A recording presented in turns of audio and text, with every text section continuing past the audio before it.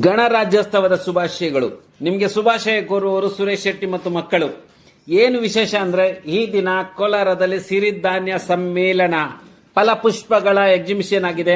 ಅಲ್ಲಿಗೆ ಪರಿವಾರ ಸಮೇತ ಮಕ್ಕಳ ಜೊತೆ ಹೋಗ್ತಾ ಇದ್ದೀನಿ. ಏನೇನಿದೆ ಅಂತ ನೋಡ್ಬೇಕು. ಅದು ಎಷ್ಟು ಚೆನ್ನಾಗಿ ಅದ್ಭುತವಾಗಿದೆ. ಕೆರೆ ಕಟ್ಟೆ ಎಲ್ಲ ನೋಡ್ಕೊಂಡು ಬಂದ್ವಿ.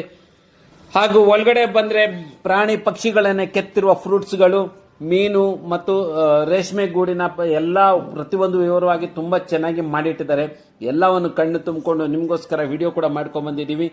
ಎಷ್ಟು ಚೆನ್ನಾಗಿ ಮಾಡಿದ್ದಾರೆ. ಇದೆಲ್ಲ ತರಕಾರಿಯಲ್ಲಿ ಮಾಡಿರೋದು. ನೀವೆಲ್ಲ ಹತ್ರ ಇದ್ರೆ ಹೋಗಿ ನೋಡ್ಕೊಂಡ್ ಬನ್ನಿ. ತುಂಬಾ ಚೆನ್ನಾಗಿರುತ್ತೆ. ಮಕ್ಕಳೆಲ್ಲ ತುಂಬಾ ಎಂಜಾಯ್ ಮಾಡ್ತಾರೆ. ಫಲಪುಷ್ಪಗಳ ಕಲಾಕೃತಿಯನ್ನು ಕಣ್ಣು ತುಂಬಿಕೊಂಡು ಮುಂದೆ ಬಂದ್ವಿ. ಕನ್ನಡಾಂಬೆಯ ಫೋಟೋ ಇತ್ತು. ಕನ್ನಡಾಂಬೆಯನ್ನ ಸೃಷ್ಟಿ ಮಾಡಿದ್ರು, ಡೈನೋಸರನ್ನ ಮಾಡಿದ್ರು. ಹಳ್ಳಿಯ ಸೊಗಡು ಇತ್ತು. ಇಲ್ಲಿ ತುಂಬಾ ಅದ್ಭುತವಾಗಿತ್ತು. ಇದನ್ನು ಕಣ್ತುಂಬಿ ಮುಂದೆ ಬಂದ್ರೆ ನಾರಾಯಣ ಸ್ವಾಮಿ ಹೇಳ್ದ ಹೊರಗಡೆ ಮೆಲೆಟ್ಸ್ ಅಲ್ಲಿ ಬಿರಿಯಾನಿ ಮಾಡಿದ್ದಾರೆ ಮತ್ತು ಬಿಸಿಬೇಳೆ ಬಾತು ಮೊಸರನ್ನ ಮಾಡಿದಾರಂತೆ. ಅದನ್ನು ತಿಂದು ಖುಷಿ